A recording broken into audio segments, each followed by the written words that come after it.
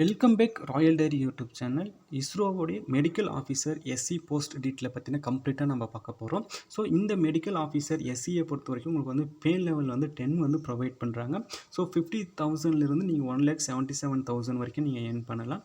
So இந்த medical officer SC போஸ்ட்டுக்கான eligibility education குவாலிஃபிகேஷனை பொறுத்த வரைக்கும் நீங்கள் வந்து எம்பிஎஸ் முடிச்சிருக்கணும். சரிங்களா? MBBS bachelor of medicine, bachelor of science நீங்கள் வந்து முடிச்சிருந்தீங்கன்னா எலிஜிபிள். ப்ளஸ் வந்து நீங்கள் என்ன பண்ணியிருக்கணும், மெடிக்கல் கவுன்சில் ஆஃப் இந்தியா, சரிங்களா? மெடிக்கல் கவுன்சில் ஆஃப் இந்தியாவில் வந்து நீங்கள் வந்து ரெஜிஸ்டர் பண்ணியிருக்கணும்.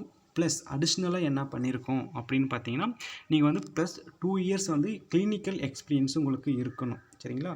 2 இயர்ஸ் கிளினிக்கல் எக்ஸ்பீரியன்ஸ் இருக்கணும். அப்படி இல்லைனா 2 இயர்ஸ் டிப்ளமா நீங்கள் படிச்சிருந்தாலும் எலிஜிபிள் தான். சரிங்களா?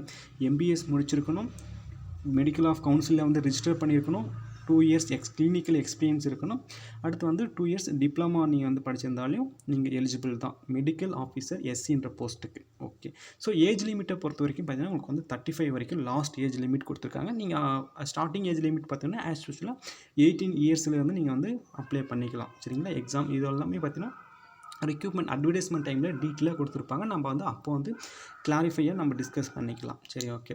ஸோ செலெக்ஷன் ப்ராசஸை பொறுத்தவரைக்கும் எப்படி இருக்குன்னா, நீங்கள் வந்து ஜஸ்ட் வந்து இன்டர்வியூ மட்டும் அட்டன் பண்ணால் போதும். சரிங்களா? உங்களுடைய எஜுகேஷன் குவாலிஃபிகேஷனில் நீங்கள் அப்ளை பண்ணுறீங்க, உங்களை ஷார்ட் லிஸ்ட் பண்ணுவாங்க, உங்களை இன்டர்வியூ கூப்பிடுவாங்க. நீங்கள் இன்டர்வியூ அட்டன் பண்ணிங்கன்னா நீங்கள் வந்து அதுக்கப்புறம் இன்டர்வியூ கிளியர் பண்ணிட்டு உங்களுக்கு மெடிக்கல் ஆஃபீஸர் எஸ்சி போஸ்ட்டுக்கு நீங்கள் எலிஜிபிள் ஆகிடுவீங்க.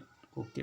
ஸோ என்னுடைய கெரியர் ப்ரோக்ரஸ் வந்து எப்படி இருக்கும் அப்படின்னு பார்த்தீங்கன்னா, நீங்கள் வந்து மெடிக்கல் ஆஃபீஸர் எஸ்சியில் என்ட்ரு ஆனீங்கன்னா நீங்கள் வந்து சீஃப் ஓகேவா medical officer, okay, medical officer G R இல்லை சீஃப் மெடிக்கல் ஆஃபீஸர், ஓகேவா, சீஃப் மெடிக்கல் ஆஃபீஸராக நீங்கள் வந்து ஒர்க் பண்ணுவீங்க.